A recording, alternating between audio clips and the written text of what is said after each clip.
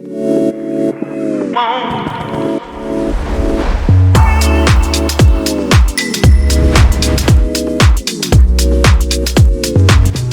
a ngi teewlu seen Rewmi 24 TV.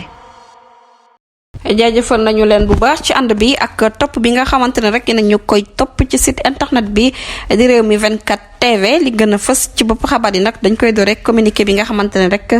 cadre gëm sa bopp lay jàmbaata dinañ koy fësal ne nañ nag déception dëgg rek la ñu daal di am ñoom cadre gëm sa bopp nag ginnaaw bu ñu gisee ni rek ab communiqué boo xamante ne nañ ko bindee dara baaxul ca nag mu jugee ko rek ca bureau politique national bu Pastef bi nga xamante ne rek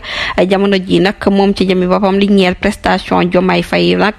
ngir mu amal déclaration politique générale mu nekk mbir moo xamante ne rek daal dinay jur coow ndax kii di Diomaye Faye nee na nag dafa daal di rek nangu dem ci kanamu presse bi ngir def déclaration politique générale ci place premier ministre bi di Ousmane Sonko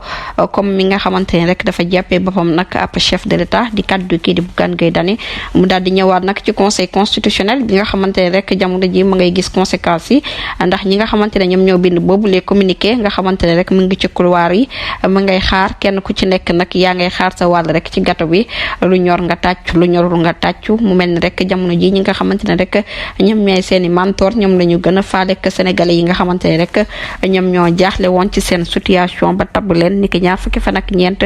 ci weeru mars ci atum 2024 bii ñu nekk mu nekk mbir moo xamante ne rek ñu ci bëri nee na nag ñu ngi koy rëccu kii di Bougane Gueye Dany la mu daal di gis moo di ab déception générale rek la ñu daal di gis nag ci kanamu askan wi rawatina nag ci biir réew mi wërngal këpp di kaddu kii di président Bougane Gueye Dany jërë ngeen jëf ci ànd bi bu leen fàttee abonné bés cloche de notification ngir mën a am yeneen xibaar